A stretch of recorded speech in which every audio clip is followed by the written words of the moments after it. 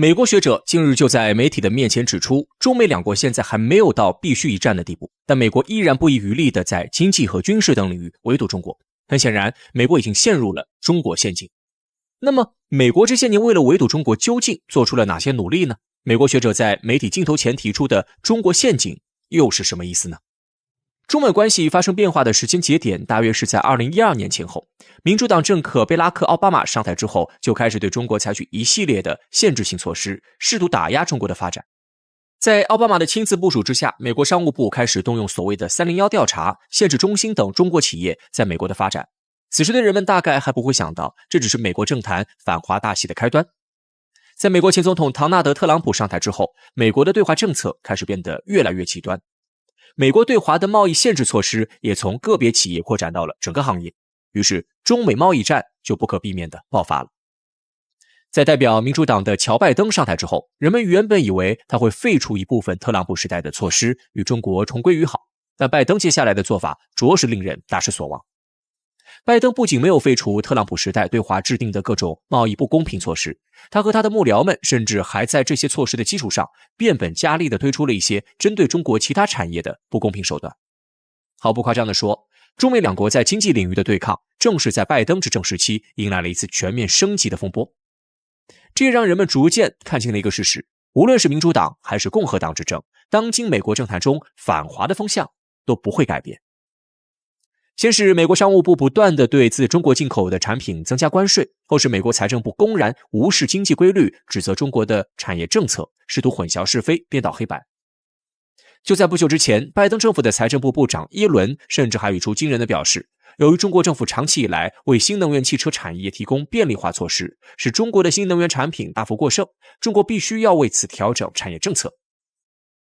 耶伦的这番话立刻就在中美两国的媒体间引发了一场声势浩大的辩论。不少人都认为，耶伦作为美国著名的经济学家，却心甘情愿地沦为拜登政府的反华工具，公开发表不符合经济学原理的言论和观点，这样的做法简直令人吃了。而事实上，美国不仅在经济领域与中国频繁地展开对抗，在军事领域，美国同样也对中国感到无比畏惧。为了能够压制中国的力量，美国甚至还在中国的周边拉起了不少军事联盟。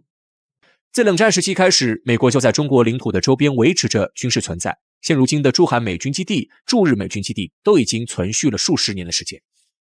这些海外基地不仅是美国维持军事霸权的保证，也是美国频繁在亚太地区与中国展开军事对抗的桥头堡。现如今，中国领土周边的一系列安全威胁大多都来自于美国的军事部署。比如，美国就曾经多次在朝鲜半岛周边进行所谓的美日韩联合军演。此举看似是针对朝鲜半岛的紧张局势，但实际上针对的却是中国。因为中国和朝鲜本就是不可分割的军事同盟体，中国也与朝鲜之间有着共同的安全利益。美国、韩国和日本在朝鲜半岛周边展开的军事演习，实在是项庄舞剑，意在沛公。除此之外，美国为了增加对中国施加军事威胁的筹码，甚至还在菲律宾的吕宋岛地区部署了中程导弹系统。据美国媒体的介绍，被部署在菲律宾的低风中程导弹可以将一部分中国沿海地区的军事目标纳入到打击范围之内，这样的举动简直就是在赤裸裸地向中国展示军事威胁。另外，美国还不断地挑唆菲律宾在南海周边对我国开展挑衅行径，试图用这样的方式逼迫中国放缓自身的发展脚步，陷入到军事对抗的泥潭之中。就在4月份，美国还拉着菲律宾举行了一场所谓的肩并肩联合军演。在这场联合军演当中，美国一举出动了 1.1 万名士兵配合菲律宾的演习行动，而菲律宾方面也出动了5000人参加演习。上个月，肩并肩联合军事演习创造了单一演习的参演人数之最。除此之外，美国还让法国和澳大利亚这2个盟友国家派出了100多名士兵，象征性地参加了演习。美国的这些举动看似是已经做好了干预南海局势的准备，但在中国强势出击的背景之下，美国还是很快暴露了其纸老虎的真实面目。5月15号至5月17号，一个由美国出资资助的菲律宾民间组织发起了一次针对中国领土黄岩岛的冲击行动。他们试图通过这样的方式来证明菲律宾对黄岩岛的所谓主权。为了给菲律宾的侵权行为打起站台，美国甚至还直接派出了航空母舰停泊在黄岩岛不远处的海面上。但接下来所发生的事情却让所有人都感到大跌眼镜。面对前来侵权的菲律宾船只，中国海警船果断出击，对菲律宾船只展开海上执法活动。但就在这个时候，美国的航空母舰却灰溜溜地向南逃窜，一路开到了新加坡的军港内。美国再次用实际行动证明了其纸老虎的本性。不管美国在中国周边展开再多的军事表演，设置再多的军事基地，美国始终都没有胆量与中国在西太平洋展开军事决战。而事实上，中国也并不愿意与美国展开军事对抗，因为我们深知，中美两国一旦展开军事对抗，没有人会成为最终的赢家。一直鼓吹对抗舆论的恰恰是美国。有美国学者近日就在媒体的镜头前公开指出，当前的美国已经陷入了一个明晃晃的中国陷阱，无法自拔。虽然某些美国政客言避忌中国，但今天中国和美国之间的关系还远没有到必须要拼死一战的地步。当前的中美两国虽然关系紧张，但双方的关系还远远没有发展到必须要开战的地步。美国的部分政客不断的操纵反华议题，只会让他们的眼界变得越来越狭隘。中国陷阱一词最早的出处已经不可考了，但随着中美博弈局势的变化，这个词汇开始非常频繁地出现在了美国媒体的报道当中。眼下，美国对中国展开的一系列围堵和威胁，才是中美两国频繁展开对抗与对峙的根源。要想解决当前中美两国之间的矛盾，唯有让美国的政客正视现实。中国官方曾经不止一次地向美国释放信号称，我们无意与美国对抗，只是因为当前美国的所作所为威胁到了中国的核心利益，我们才不得不在关键的问题上对美国做出反击。如果美国愿意用正确的姿态来对待中美两国的关系，并与中国保持积极的沟通，中国也不介意与美国改善关系，并与美国共同开启双方合作的大门。但美国的政客就像是着了魔一般，对中国的话置若罔闻。他们一边对中国的发展展开全方位的打压，一边又不断的炒作所谓的中国威胁论，将中国看作是美国的敌人。其实，当前美国部分政客的这种心态是冷战时期遗留下来的职业病。他们错误地将中国等同于前苏联，又错误地认为中国将来必然会与美国争夺全球霸权。在赢得冷战之后，美国就习惯性地用对抗思维将中国列为了标靶，这才有了后面一系列的对抗行为。但其实，中国早就敏锐地察觉到了这个世界未来的趋势，单极霸权的时代已经一去不复返了。未来的世界必定不会被掌握在某一个国家的手中。每一个国家，每一个民族都应当享有掌控自己命运和前途的权利。与其说美国正在陷入所谓的中国陷阱，倒不如说美国已经陷入了霸权主义的泥潭。曾经在冷战时期积累的历史经验，让美国对中国的发展与崛起感到惴惴不安。如果未来美国的政客不改变他们头脑当中的冷战思维，就算哪一天美国在对华斗争当中取得了胜利，美国还会不断地为自己树立下一个敌人，直到耗尽自己的最后一次国力。当前的美国有一部分政客头脑当中的冷战思维已经逐渐演变成了一个非正常国家。当美国的国家机器在脱轨的道路上一路狂奔时，整个国家距离崩溃的结局也就不远了。自1950年建交后，中印关系几经起落，而中印关系的核心便是西藏问题。印度为何总是惦记西藏？搞清楚了西藏为什么属于我们，就明白这个问题了。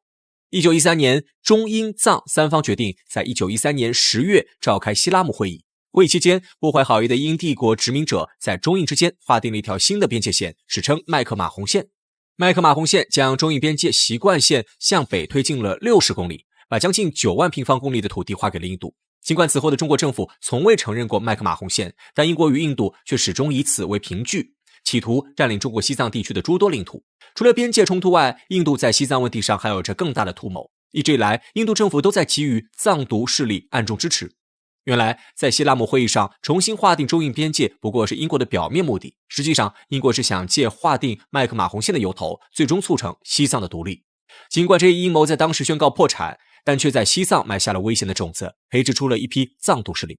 民国时期，神州大地战火蔓延，内忧外患不断，中央政府自顾不暇，自然容易忽略与西藏地方政府的联系。于是，这种疏漏便给了他们以可乘之机。藏独势力长期把持西藏内务，一方面，他们故意让西藏长期与中央失联；另一方面，他们更是积极接触印度，希望得到印度的帮助。面对这种情况，印度免不了要横插一杠。早在新中国成立前，尼赫鲁政府便资助了著名的1949年驱汉事件。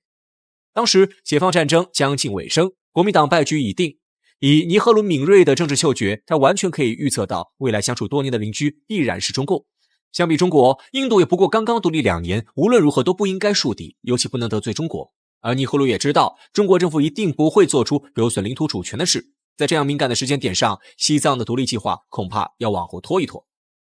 于是尼赫鲁故作友好地笼络中国，强调一定不要与中国在西藏问题上发生武力冲突，在做出任何有可能侵害中国主权的举动时，都要谨慎再谨慎。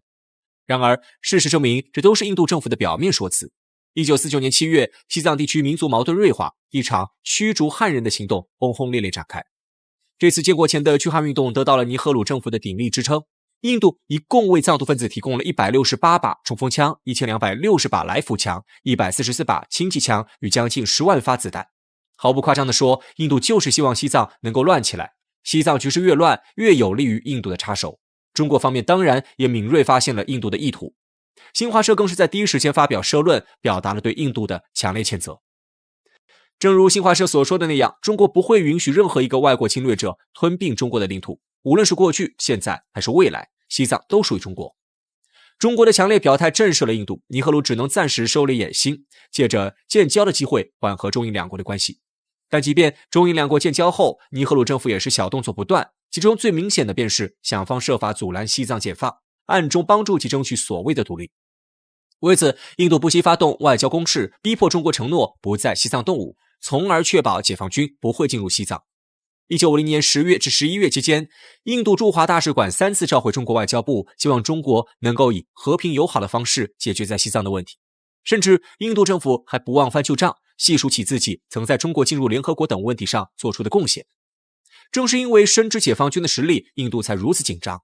可实际上，中国政府早就制定了和平解放西藏的方针。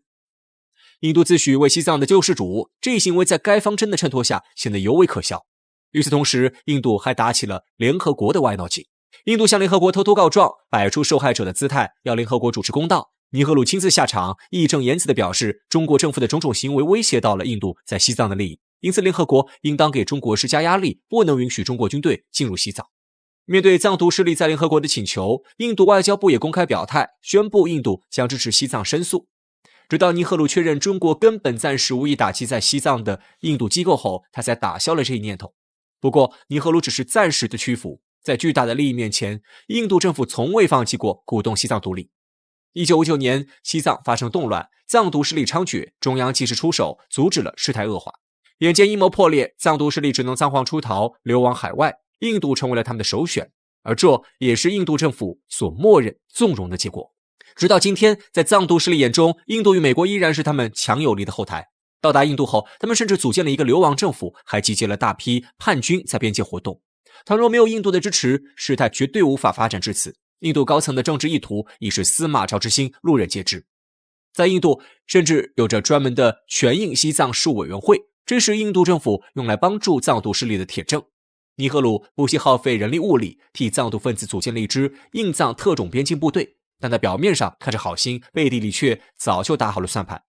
这支部队名义上归达赖所有，但实际上军队里的士兵都是印度人，最终仍归印度控制。尼赫鲁就是为印度以后介入中国内政找了个冠冕堂皇的借口，其心可诛。印度对西藏的关注毋庸置疑，印度为何会对西藏如此执着？这一切还得从尼赫鲁的大国梦说起。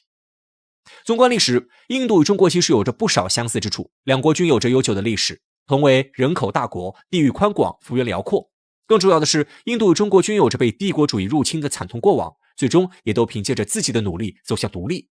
然而，这两个同样有着大国梦的国度却走向了完全不同的两极。中国改革开放，经济腾飞，但始终反对霸权主义，尊重善待别国，坚定地走在和平发展道路上。可印度却对西藏贼心不死，踏上了地区霸权主义的不归路。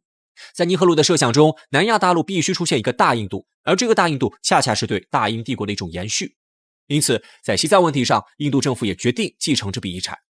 无论是自说自话的西拉姆会议，亦或是荒谬至极的麦克马红线，都证明所谓的西藏问题是在帝国主义的要挟下而产生的。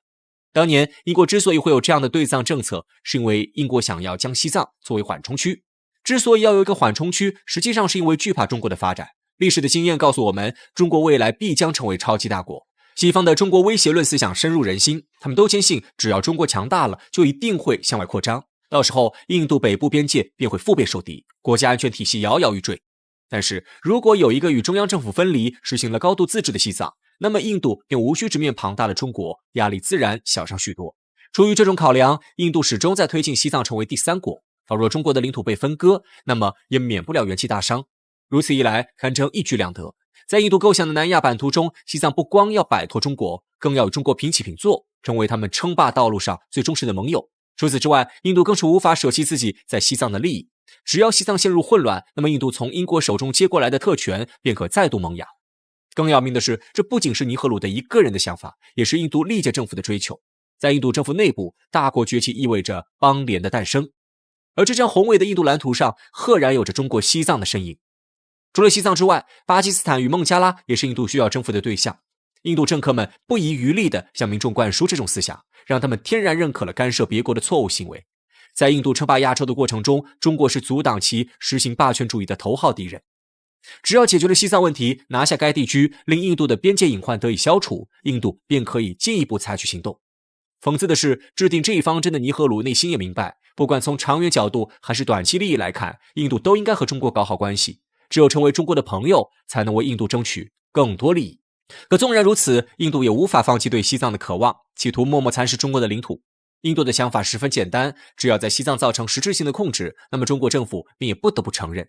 但无数次事实都告诉了印度政府，这种想法大错特错。但凡涉及国家主权，中国寸土不让，必会抗争到底。另外，印度对西藏的觊觎，很大程度上也是与西方的一次配合战。